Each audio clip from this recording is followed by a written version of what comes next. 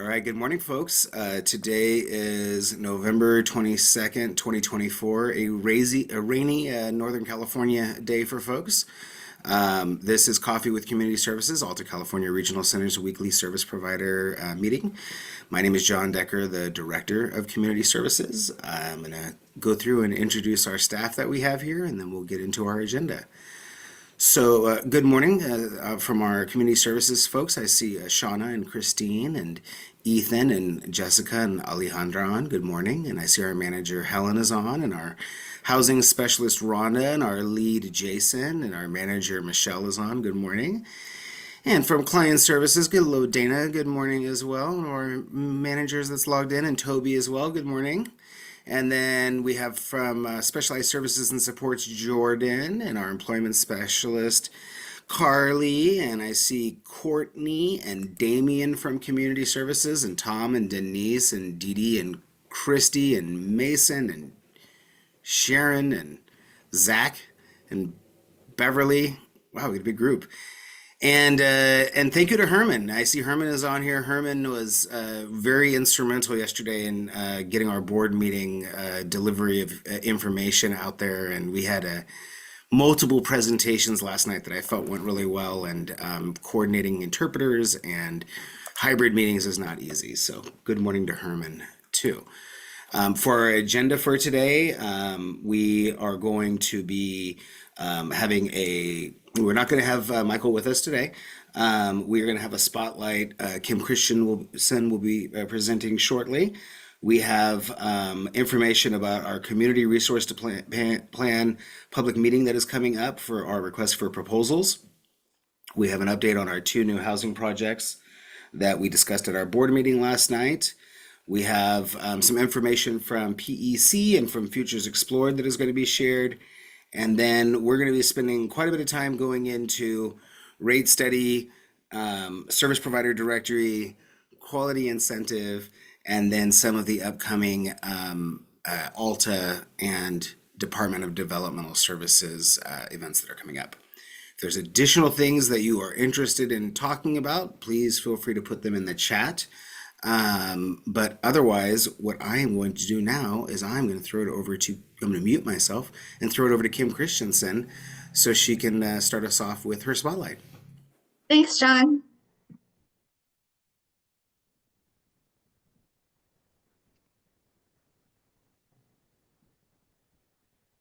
Can you guys see it? Okay. Hi, my name's Kim Christensen. I'm the founder and executive director of Pathways to Employment.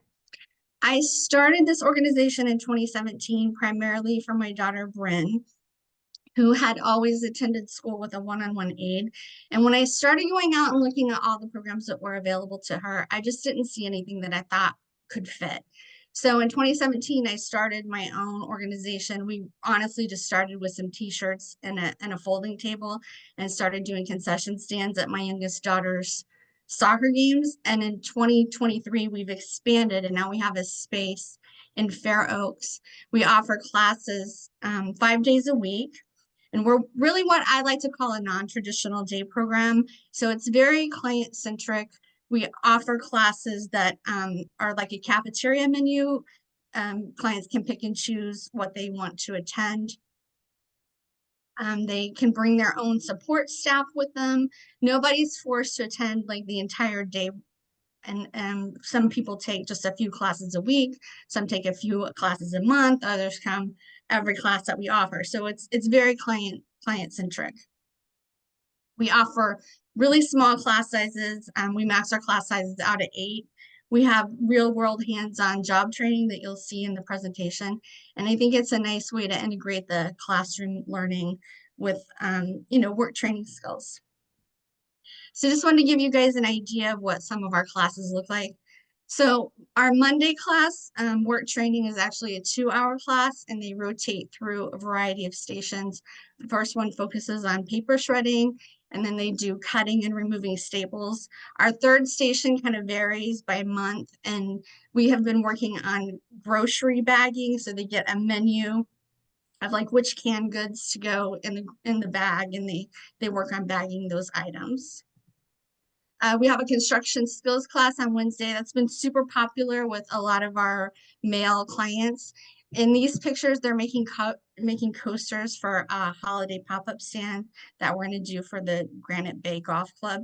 It's a really cool class. They're learning how to use tools. I gave a tour the other day and we walked out and someone was drilling holes in a board. So I just think it's really phenomenal. And I forgot to mention, we also have two accredited special education teachers who are on our instructional staff.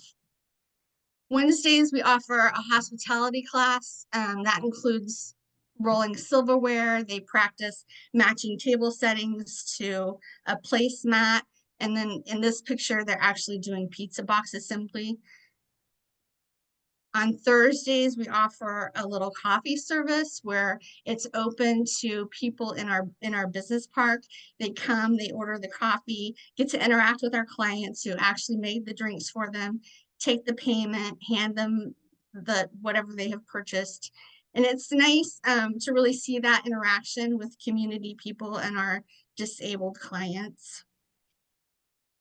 This is just our sample calendar for December.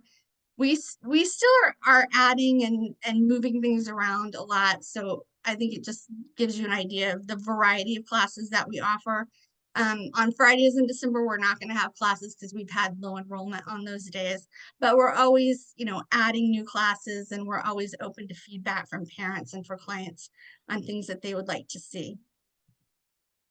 In 2025, we would really like to expand our client base. We want to start offering multiple levels of curriculum that shows the prerequisite skills that clients need to be successful. So maybe we'll have like a cooking 1, 2, and 3 class, so we can offer more diverse classes to segment those population of clients. We're also working on getting vendorized some targeted class offerings such as technology safety, a relationships class, and job seeking and keeping, that we feel like, we're not really meeting that population right now, but we would really be open to offering classes to support them as well. We also want to focus on our storefront. Historically, we were out in the community doing pop-up stands, a lot of interaction with community members. That's kind of gone on the back burner since we got our space in 2023, and we've been more focused on developing our classes. And so you can see it's kind of a sad spot right now. And I really want to put that back out there. All the clients make the items that we sell in our makers class. And it's really nice to see the interaction and the pride that they have when they sell something that they made to the customer. So I really would like to see us embrace that a little bit more next year. Next steps, if anyone is interested, this is all of our contact information and our vendor code. And I just wanted to emphasize that clients do bring their own one-on-one support staff. We will allow clients who are more independent to attend without an aide, but that's only with pre-approval from Pathways to Employment. It's a self-registration system and it's an ongoing enrollment. So when the calendar goes live, parents or clients can just go out there and register for classes that they're interested in. That's it. Excellent. Can you put your contact information into our chat if people would like to get in touch with you or have questions and Yeah. want to follow up about availability, those types of things? Yeah. And then just want to see if anyone had any questions. How cool. Thank you. Thank you for including all of the visuals too. That's like so helpful for us to actually see people in the process of doing things. So I thank you so much for that. Um, Carly, I think this is a good segue to throw it over to you before you have to leave for the morning. Yeah, thank you. Let me just share my screen. So as you may have heard, we have the ACRC Micro Enterprise Fair coming up on December 10th. It is going to be at the Alta office in the Brenda and Redwood conference rooms. At this time, we are fully booked for clients attending. If you have someone that you think would like to join, feel free to send me an email. We always have cancellations, especially the morning of. So just reach out to me personally. But we have, I think, about 55 clients coming to sell their um, goods or promote their services, whatever their small business is. It's from 10 a.m. to 2 p.m. We'd love it. We'd love to have lots and lots of shoppers there to support our clients. So please, if you're available, stop by, bring clients from the day programs over. It's always a super fun event. Excellent. Any questions about that, folks? All right. We hope that everyone, even if you're not participating, you might decide to show up at our office and maybe do some shopping and support these very talented individuals. What I love about the Micro Enterprise Fair is the variety of things that people are passionate about, and then like getting individually to talk with the clients that have made this into like businesses. It's very inspiring because sometimes people have been doing these things for quite some time, and then now they're finally able to like monetize it and turn it into a business. And then, I mean, I can't say enough about your guys' staff that support people that do these too, because I also try to meet with the staff that are there supporting people with their micro enterprises. But again, it's a really great opportunity to connect with our clients that are out there kind of living their dreams of putting their creativity to life. So cool stuff. All the way from earrings and Santa ornaments for a tree to hot chocolate and novel books that people write. Like we have a lot of different variety of things that I think are also great gift ideas for people that are looking for I things. think we also have someone coming selling, they're a country music artist and they're going to be selling their CDs or showing their Spotify. I'm not sure what platform, but they'll be there. How cool. I know we've had a DJ that has come, right? But that's neat that now we have a country artist. Oh, how neat. Okay, very cool. So please support that event. It's very important to us. We love having them, and how cool that both rooms are full now. And we've got that many booths set up, so that will be excellent. Let's see. Where's Kate at? There she is. Hey, Kate, can we talk about what Progressive's got coming up for the trainings? Yes, happy to. Let me share my screen.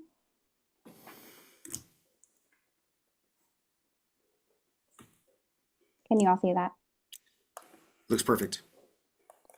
Yeah, so we just finished our four-part HCBS workshop series last month through a grant we received from Malta. So thanks to all of you that attended those workshops. It was really fun. The next step to our grant is to provide free individualized consultations to agencies.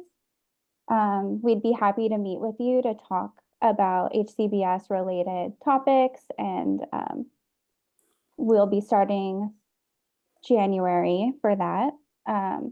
Some of those topics include utilizing PCT tools, practice strategies for implementing employment strategies, discovery, customized employment, recruiting and hiring, staff training. So I'll be putting this flyer in the chat along with the registration link to sign up, or you can reach out to me directly if you have any questions.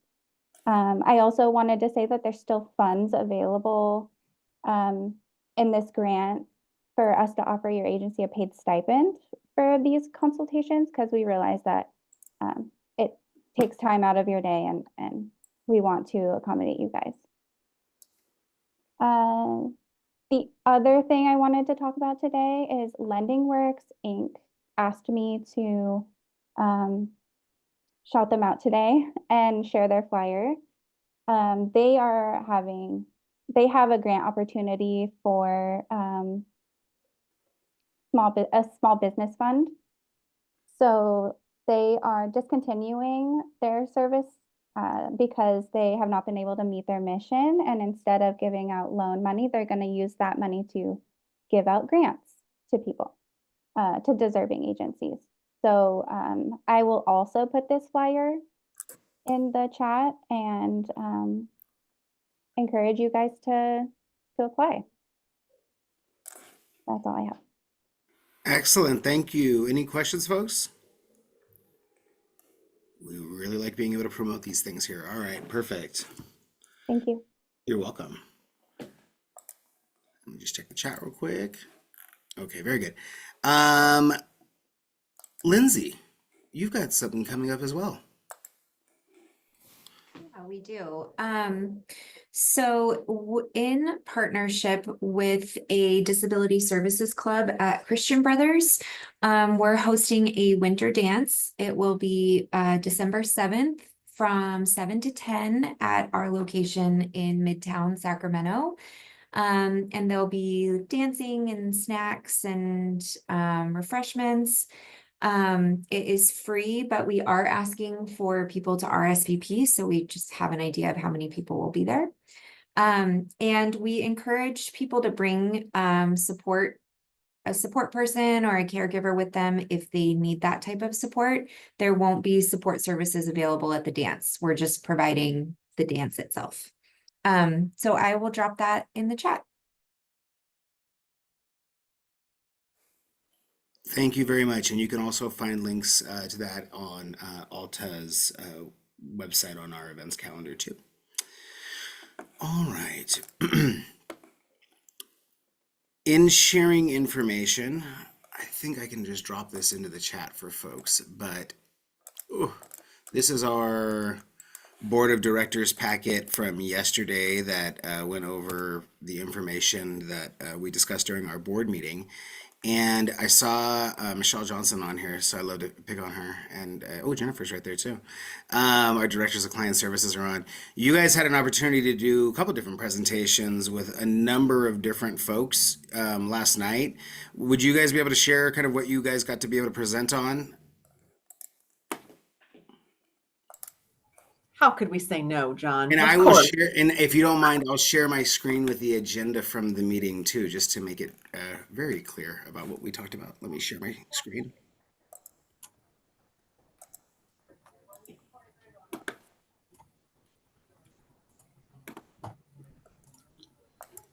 All right, you guys see my screen okay?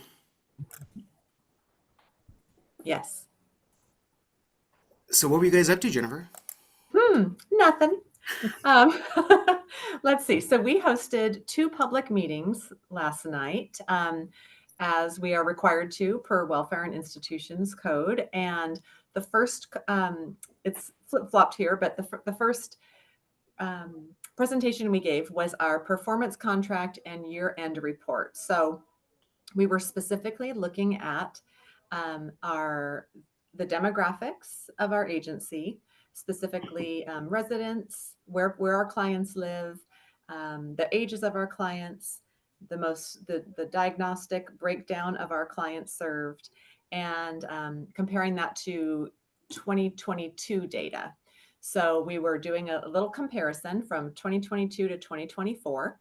We also looked at our disparity data, so our purchase of service data amongst all of the various ethnic breakdowns of our clients served.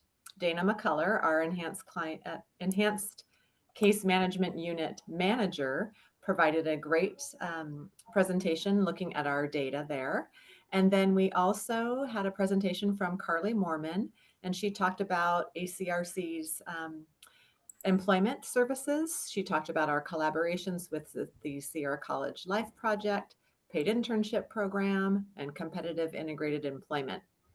And so it was a great presentation, and really appreciated everyone's attention last night. We had a lot of people online who joined, and got some positive feedback this morning. So that was great as well. Then Michelle Herman-Kothe and I, along with George Lewis from the State Council on Developmental Disabilities, presented on National Core Indicators. So this is a survey that is administered, and it is looking at various level of satisfaction and where ACRC ranks statewide. So we compared Alta California Regional Center's results with statewide results. And we were purposeful to choose areas where we excelled and areas where we had room for improvement. And then we offered some hypotheses around why we might have scored, or why the survey results might have yielded different results, just really looking at the kind of the why behind it. And in areas where we excelled, we were able to point to specific initiatives and relationships that we have that led to positive results. So I will say, Jennifer, I appreciate bringing up the areas where we scored not as well. Yes, I yeah, we know- have to do that, I know right? the behavior plans, that was one of them. Mhm. The loneliness measure Mm-hmm. is another one. And so I know I was taking notes as we were talking about it, and I was sitting there next to George. And so I just appreciate the kind of the thoughtfulness and Oh, thank you. the transparency, showing that our numbers were not, at the state average in a couple of these, a few of these Yes. areas. Again, it informed, as you were able to do, you talked about all these amazing initiatives that we have where we're trying to address these different issues. And it's tough sometimes when you Mhm. identify an issue and try to do some type of intervention and have a correlation that it actually works. And I think you gave us a lot more for our community, and also for us to just think about as we look at some of these future initiatives and opportunities to work with our stakeholders. Thank you. Yes. Yeah. So that's it in a nutshell. Both of the PowerPoints are posted to our website. And so all the information is there if you're interested in digging in a little deeper. Cool. Thank Thanks, you. John. Well, I appreciate, again, I ended up having to leave about 6:30 or so, and so things were still going there at the office. So appreciate all of the updates for our community. At our board meeting yesterday, we had an opportunity to be able to, and I'll throw it over to Jordan now, if you would not mind sharing your screen, Jordan, but we briefly had an opportunity to introduce a couple different developers, not introduced for the first time, but to talk with a couple of our developers that we've worked with. And so you can see the request for proposals, public notice on here. And we've got this upcoming event. So as we said last night, we had both Operative Office / Bryn Shore Development come and talk and thank our board of directors because we have successfully applied for additional affordable housing set-asides in West Sacramento. This is a new award for our regional center. This project is 2 blocks up from where the athletics will be playing for the next couple years. And we're very excited about this partnership in West Sacramento. Additionally, Mercy Housing came. Mercy Housing has also been awarded an additional project for the CRDP plan. And this is for the, oh my gosh, Rhonda, what is the name of the place in Davis? Bretton Woods Senior Apartments. There we go. Housing specialist Rhonda Phillips, folks. Bretton Woods Senior Housing. It's so awesome. It's right there in Davis. It's right by 113 where the hospital is, and it's like adjacent to the hospital. I think that's Russell right there. I don't forget which street that is, Covell or Russell, but it is right next to the hospital. It was great to have our partners from Mercy come last night to the meeting, to our board meeting.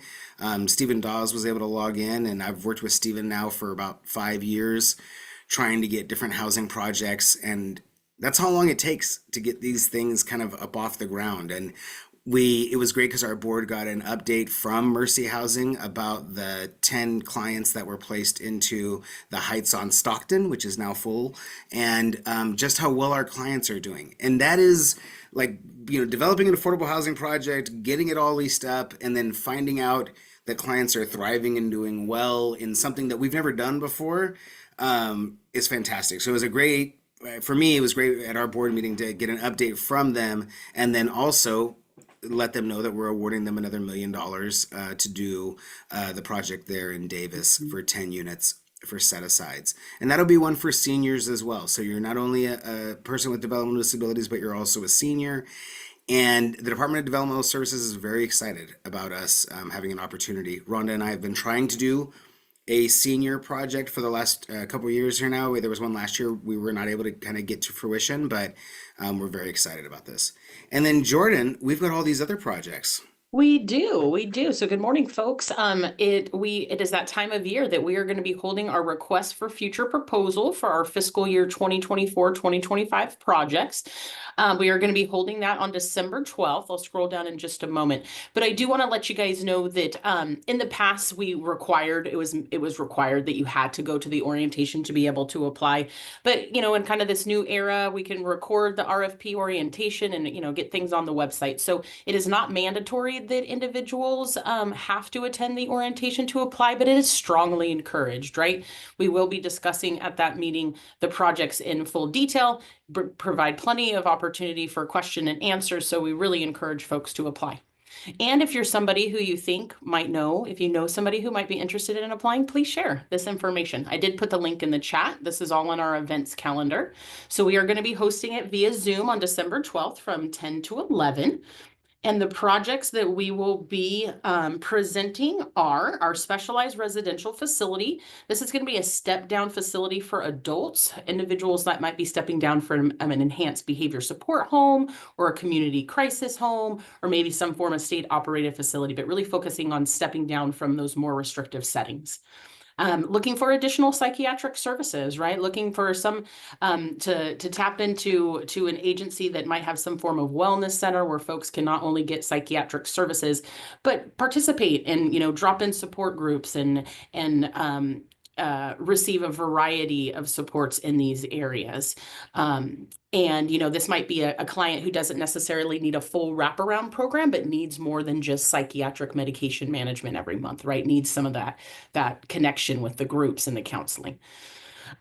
We are also very excited. We're going to be having some dental fun in this next year. We are proposing for the first time the development of an app. This app would be designed to assist clients in improving their ability to tolerate and receive dental care in a clinic and also at home, right? We know that desensitization really needs to start kind of in the home environment, right? To be able to really prevent them from ever having to avoid sedation dentistry. So we're excited to work with Amy McCrary and Shannon, our dental hygienist, on these projects as well. In addition to the app, we are going to be looking at a dental desensitization service.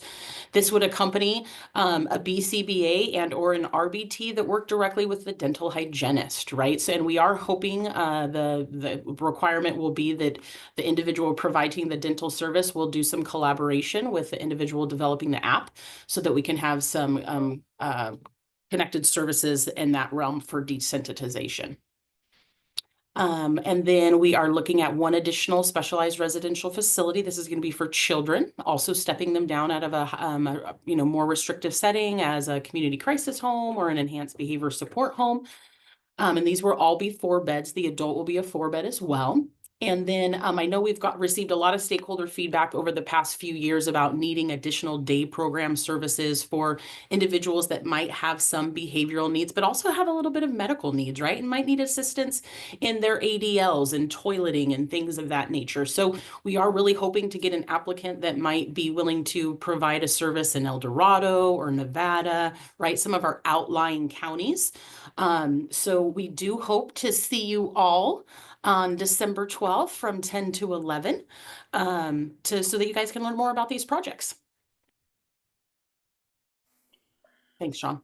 Excellent. Thank you. And thank you also, Michelle, for putting the performance contract end of year report in the chat for folks if they want to take a look at it. We got about 100 people on right now or so.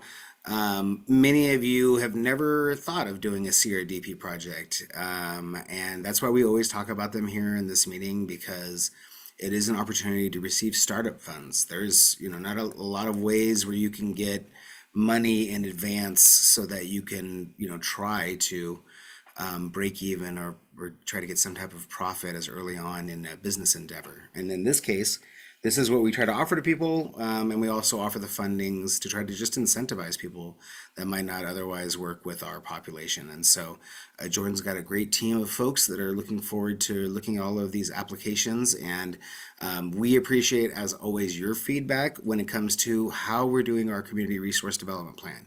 We have our stakeholder meetings every year, and we're going to have them, probably in the summertime for next year as well, next fiscal year. And so if there's things that you feel like are really specialized needs, Jordan is your person. She's responsible for all of the specialized resource development. You can always reach out to her, but we just want to encourage you to participate too in our CRDP public comments when we have those opportunities. All right, thank you very much, Jordan. And let's see here.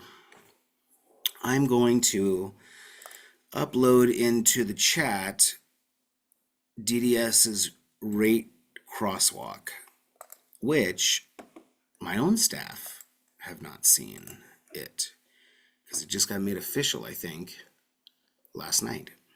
And so I'm gonna drop that in the chat, and then we're gonna go over this a little bit for folks. So we want to spend as much time as we can going over because we're not going to be meeting next week, and then it's going to be like December, and things are going to start getting a little wild. So we want to spend as much time as we can here just going over the status of where we're at with the service provider directory, quality incentives, rate reform, etc. So first, we have been waiting for a service code crosswalk that looks at what are the existing service codes and what are those service codes that are going to be within the new rate study categories. What I'm going to do is I'm going to share my screen real quickly. There's like a lot of information I'm going to share with folks kind of over this period of time. And as always, I want to try to make sure that you know kind of fundamentally where to find things. So first, actually, I'll start at DDS's website. So let me share my screen. Not that screen. You don't want to see my emails. All right. Everyone seeing DDS's website? All right. Tom Casper's thumb went up first. Perfect. So this is DDS's website, and this is where all of the most updated information is kept. Kinda. What we have found is that as directives are coming out to regional centers, and they're not being updated here on DDS's website. So there's been a number of new directives that have come out since the 13th. And unless you, I think, are on the mailing list, you would not have got the emails that indicate a new one is coming out. And so real quickly, this is where the directives are for the most part, but there are some new directives that have come out. On DDS's webpage as well are our rate models and rates. And I just want to indicate how you can use these kind of two documents together. So we'll see what I was looking at last because it'll default to it. So these are just our specific rates. So let's say we're going to scroll down and we're going to go to a medical management program at a 1 to 3 rate. And you see there's both an hourly and a daily rate. The multiplier is just going to be 6 for all of these. They created daily rates, but there's no difference between the daily and the hourly. It's really just the methodology, but it's the same amounts. So using the other document here, the complete rate models.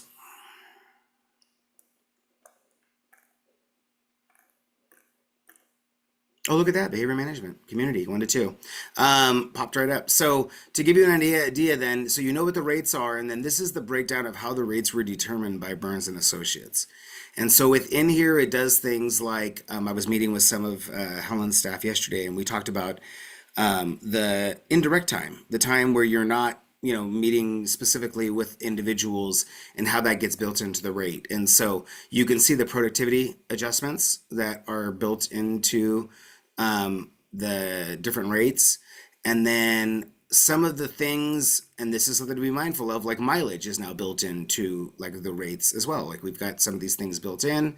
We have oversight built in. So for example, this behavior management program requires 2 hours of BCBA oversight per week. And that's how you can tell that that is required, because you can see it very clearly here. I don't know if we're going to get like super exhaustive descriptions of all of the different programs when they come out as far as what all the requirements are. I know for the medical programs, for any of you that might have a medical day program. The calculations for the staff do not appear to include the LVN hours. It just seems to be like DSPs. And so we're trying to get some clarification from the department because, again, as I say, like all of the rates that we end up putting out, I feel like you need to be able to track them back to the published Burns information. So we know, like, for example, this document from Burns here, the complete rate models, does not have all of the updated information yet about the transportation rates, for example. Like that isn't in there. So we can expect that more of that's going to come. So just sharing again where these items are located on our website, how you can find them, or excuse me, on DDS's website.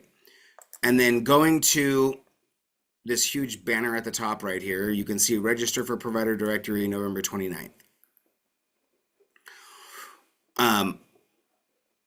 There is a number of issues that are coming up as it relates to the provider directory that have been identified. I'm going to ask Michelle Duchesne to kind of give you guys like a high level summary of what we've run into and kind of what we know of so far.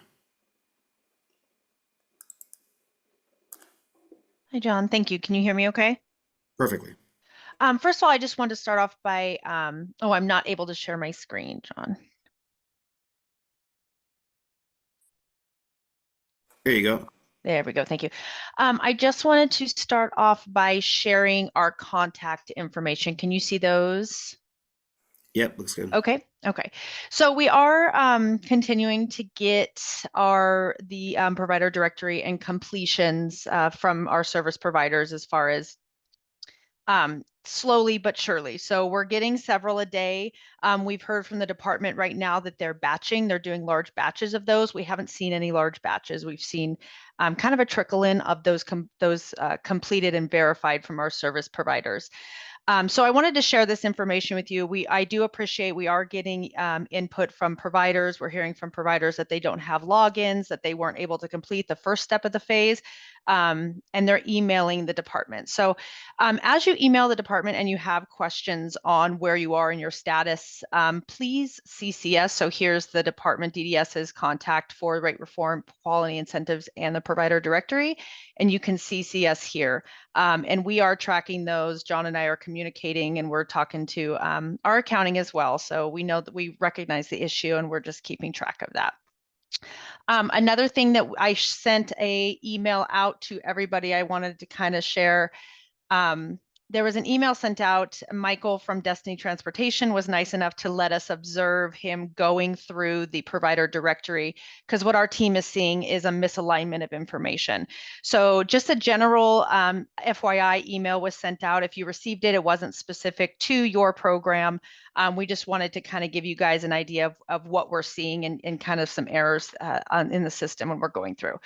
And we don't get this opportunity, so just shout out to Destiny and Michael for allowing us to, follow along with one of our transportation providers as they try to utilize the screens.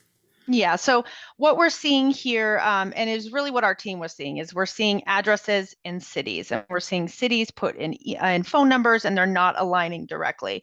And as we observe that, this is kind of what you guys are seeing when you go in there. So it's not parallel. So organizational type, the hope would be the organizational type would be right across, but what we're seeing is it's offset. So this was just a recommendation for our service providers to take their time to review and ensure the appropriate information is put in the appropriate field. So we just wanted to let you guys know that as well. The other one, so we are continuing to do community outreach. We do have our flyer that we have as well. That has the links for what John shared as the provider directory. And we have some additional information there. Again, here's contact information and there's service provider trainings and videos. So we will be sending out another email to all of our providers to kind of let them know. I did hear from several providers after we sent out the email yesterday that had not heard of it or thought it was a scam. So they kind of ignored it. So we are going to do some further outreach on that to support. And that goes aligned, Michelle, with what Ethan put in the chat as well. There's, we have a number of service providers that, well, bless you all that log in every single week and want to get updates on things, but we've got, 1,300 more providers actually that we need to make sure are getting all of the messages. And we're concerned about that when we have these discussions and people say, "What do you mean there's a service provider directory?" Or what is, yeah. So um, we I would just want to reiterate our commitment because we're going to talk about the status right now, which Michelle, I believe we are at under 40% statewide as far as participation thus far.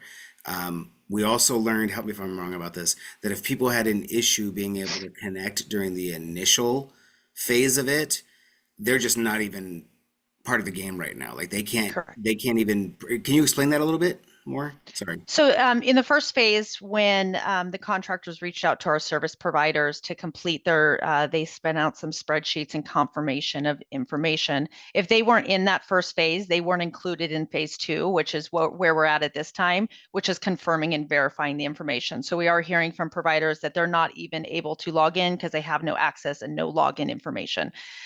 So like I said, the contact information for DDS is where they're reaching out and giving that information and those concerns, and they're CCing us on it. So we're tracking that. I did see a question in the chat regarding if you completed the provider directory, how are you able to confirm? So in our experience with our other providers, they are receiving confirmation emails with an RITM confirmation number. Please keep that information. You guys can reach out to us also to see if we see it on our desk, on our dashboard for the department to confirm these. I will also let you know that even though I shared the misalignment of information, we've determined that we're not going to go off just that information because it's not always correct. So every single request that we are getting, my team is reaching out to the specialist and they will be reaching out to you to confirm, because we did find that there's changes being made in the system that the provider did not intend. So every single one of these you should hear from us, but please feel free to reach out to our inbox and provide us that RITM number, and we can definitely see if it's been put on our side in our dashboard. I think the frustrating thing that is being expressed is that there is no current route for those people that missed the first opportunity to log in to get in before November 29th right now. Like there's no way for them to, or there, and we're asking about this, is there a way where we can get people so that they can get login credentials and get going, but they're so impacted with the ones that they're processing, and all of the inaccurate information that's gotten pushed out has really compounded it. And this has been a statewide issue for service providers. And we know that we're at probably around 40% or so statewide as far as participation, and we have 3.5 business days left until everything is due. So I don't know that the state of California can leave out 60% of their providers from receiving the rate increases because of these challenges. And so I would just say that our commitment, John and Iqbal are going to do our very best to make sure everyone gets paid. The reality is that there are a number of factors that are going to make it a challenge for us to get things initiated as quickly as possible for those of you providers. I want to jump over to Thomas's question because he has had his hand up very politely there. So Thomas, go ahead, please. Yeah, thank you. My name's Thomas from Maxim Healthcare Services, and basically I just wanted to inquire to see if you guys had any communication from DDS in regards to the IT delays for people that did have the provider directory set up, but they just didn't. Like, as an example, over the state, we have 70 vendors missing from our portal because the provider directory is not responding via email, and we originally requested weeks ago. I know a lot of people are putting that in the chat, and the only way you can basically get any feedback is if you get them on the phone. But they have told me as recent as yesterday that we should not expect our vendor portal or directory to be fixed until a couple more weeks, which will be after the deadline. But they also mentioned that they're not going to hold us accountable for that, and there's going to be kind of a grace window. Has that been communicated to any of the regional centers? If they did not offer a grace window to you all, and I mean, there's a lot of different grace windows that need to be involved in what we're in right now, because there's also a great big chunk of service providers that need to look at how their services may look different in a month and 3 business days from now. And so we haven't really had an opportunity to have those discussions. My understanding is that that has been the statewide request, is that service providers be given more time to be able to get the information in. It would make no sense to me whatsoever that there was some hard cap that existed for November 29th, since it's a completely made up date. It was made up because November 8th was a date that couldn't be accomplished. And so that's where, and Thomas, many companies that are large are in that same type of situation because they're finding even smaller little issues that are going on. Eric, yes, please go ahead. I was just gonna reiterate, I put the exact response that we got. I guess I'm a little concerned too, because sometimes I hear people like miss the first thing or they're part of a second batch, and like we submitted everything by the deadline. And we confirmed multiple times that we never got responses back about where we were at in the process. So emailed several times, hey, can you confirm you got our data? We're good. So I guess I just want to make sure that people talk about these different batches or the first group or people who submitted it later. I think it's not that you were after the deadline. We were part of it, but somehow they just started to break up. And Correct. You've been prioritized. And I put the response that we got in there. They don't seem like they're going to, we can't even log in.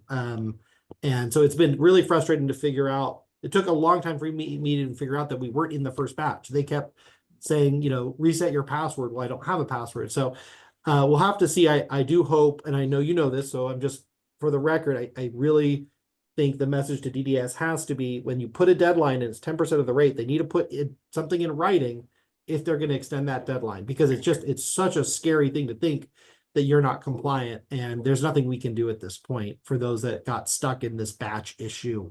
Because the first batch is a mess too. So hopefully they will put out something to kind of calm, give a 30-day extension, something like that, to let these issues resolve themselves. I've seen a request that has gone to DDS that it specifically did ask for something in writing for service providers, because again, we meet every week, and we talk about this all the time. Service providers all throughout the state are meeting with their regional centers constantly about this, and a lot of people are very frustrated. So I think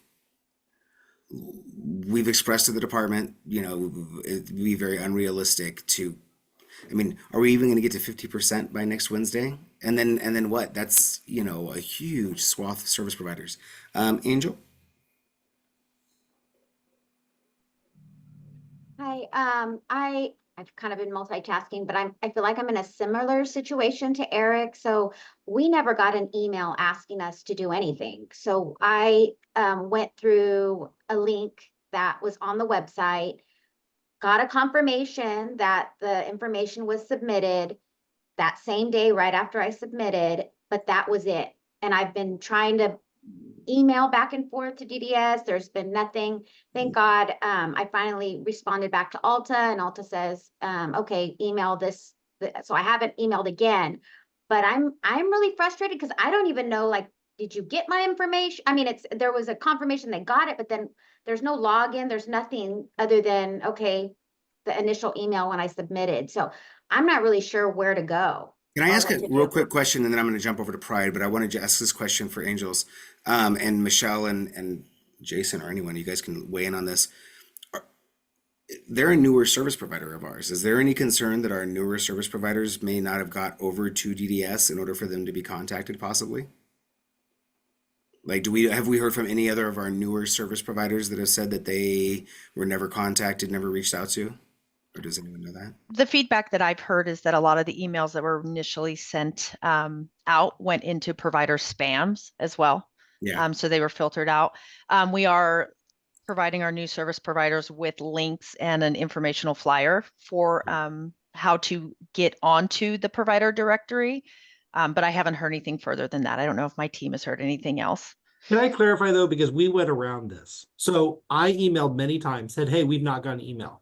And they said, search for this email. And I would search for that email, search for your scam, check to make sure, it wasn't there. And then it was, it must be your problem. Go to the website. We found the website just like you did, Angel. We just found it. And then I tried to log in with what I assume maybe some passwords would be. I couldn't. And then they were like, reset your password. And then I said, it's not working. They said, try again. They said, I said, it's not working. They said, try again and wait 24 hours. So I had to wait 24 hours, try again and wait. And then finally I said, somebody needs to check our account. And that's when I got that response. So I've heard the same thing, and it maybe did go to spam, but they're also making everybody check their spam. And it takes a while for us to find. That's not the issue. We're not getting any communication from them. So just so for providers know, if you get that, you really need to look and maybe they're just sending you through sort of like the normal technical assistance responses, and they may have not even looked to see if you're in the batch or if you're where you're at. Yeah, and I mean, we have a general email, which we're checking. We check the spam. I'm checking my spam, my email. I've had zero communication other than what's Alta shared, and yeah.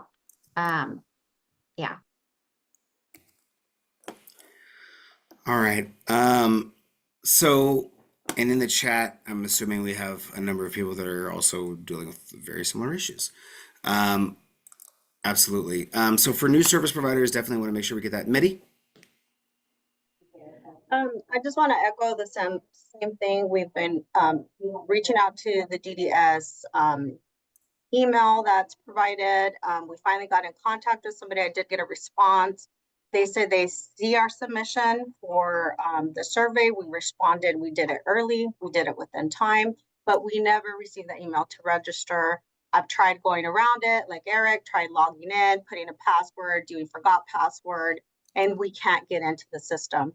I was told that IT is, that it was going to be sent to IT, but we have 3 business days to complete this. I don't see us getting an email before the 3 days to be able to do that. And then there's just that hard date of the 29th, and I don't see us making that. So anyways, just echoing everybody's concern. We are reaching out, sending emails. I got a reprimand email saying not to be sending so many emails because it floods the system and then they can't get to the people that they need to. So it's just really frustrating, and it's very scary that we're going to miss out on 10% if that's what it is, right? So we're pretty worried at this point. Yeah, I feel like the department has to be able to give folks a little bit of opportunity here to be able to work through their computer systems and everything else. I want to just real quickly, I did share in the chat earlier, and I want to make sure that I acknowledge that the rate reform crosswalk document is out, and I want to share it real quickly, and I just want to talk about kind of just some other things that we know real quick before we break. So this document that's in the chat goes through the different services. So for example, if you have an 048 program or an 055 program, this is where these things may need to transition to. For any of you that have a 1-to-1 program under 055, we're going to have a special meeting with probably me, and we need to talk about what your service looks like exactly, and who's doing the services exactly, and what are we going to call it if we're not going to call it kind of what it is. Similar, I don't know, turning points on here, but anyone that's got 063 programs as well, we're going to have to really take a look at who's doing the work in those programs and see which, how we can categorize them moving forward. In the alternative, if we don't do that, and this is the crosswalk, by the way, for all of these different programs, they kind of go down through the list here of the ones that are transitioning over. But as a, for example, like 028 socialization training, for that one, and now I'm on DDS's website. Under rate reform, they have the directive that talks about the exemption process. And so for like the, just kind of talking this through with you all, for the 055s, those community-based programs, the 063 programs, some of those other programs that are on the list of what they call what do they call them? Special circumstances list. Here we go. All right. So here is like my understanding of what we need to do right now if we've got any like 055 programs on, is that we are waiting to still receive your directive. Once we get that directive that outlines where you may be able to go to as a program, then we would be meeting with you and determining what do you want to do effective January 1. Do you want to continue with your program under 055 at the rate that you have now? We will do an exemption form that would go to DDS, and then you would be able to continue to work under that 055 service code. Otherwise, it may be that for some programs like the socialization training program, Helen noted that we still have one of those old 028 programs floating around. And so it may be that we look at moving that to a more appropriate level. Maybe it's a behavior management assistant that is participating in those activities, for example, and we need to look at what that hourly pay is. The challenge is that there's just such a compressed time frame for this. Like, we have got a number of these programs, and it's been tough. It would be tough to thoughtfully sit down and go over some of these modifications and changes. And so that's just our understanding of what needs to happen, though, for some of these programs, is that we do need to sit down and talk about some of these different things. And it's coming into the picture that community services directors are going to have to be really involved in that for folks. Eric, did you have another question? Nope. Nope. Okay. It's still up. And then additionally, if you did want to, oh my goodness, if you did want to move forward with doing the just doing a change, like if you're going to do a change to your if you were going to do a change to your, here it is, to your vendorization, then all you need to use is that simple attestation form that they've attached. And so the attestation form or acknowledgement form is very simple, but it is predicated on us getting copies of your rates and being able to enclose your rate workbooks. Well, we can't enclose your work. You have to have the rate workbooks. You can't get the rate workbooks unless we have the information about whether or not you guys did the quality incentive payments. And the quality incentive payments are predicated on whether or not we have the information about you logging into the service provider directory or not. So all of that stuff has to get to that point where we can start creating some of this other documentation. So I say this, stay tuned. We're going to be putting out any directive that does not get sent out via DDS. We are going to be starting to send them out to the actual groups. And then once we get the one for the like 055s, if folks want to get together as a group, we'll talk with our managers, our community services specialists, and see if we can get some vendor meetings. But we're going to have to do a number of one-on-one meetings with you all to help walk you through some of these things, I feel, too. A lot of information floating around out there, but I will say again, we're going to be making every effort at the regional center to advocate that you guys are placed into the rate methodologies that best support the sustainability of your companies. And I understand everyone is concerned and about this November 29th deadline and the challenges. You're in it with thousands of other providers that are in the exact same position as you. And that's not a good look for the state of California to leave out that many individuals. So I'd put that out there, and the regional centers are certainly advocating that everyone is able to get their quality incentives. With that, we're going to be dark next week. We're not having a meeting. So I wish everyone a happy Thanksgiving. We'll look forward to speaking to many of you. Hopefully you will all have logged in and had everything updated in the service provider directory by then. But if not, it'll still be okay. We'll be here in December and January and February too. So, all right. Have a great weekend, folks. Take care. Stay dry-ish. Happy Thanksgiving, everybody. Thank you.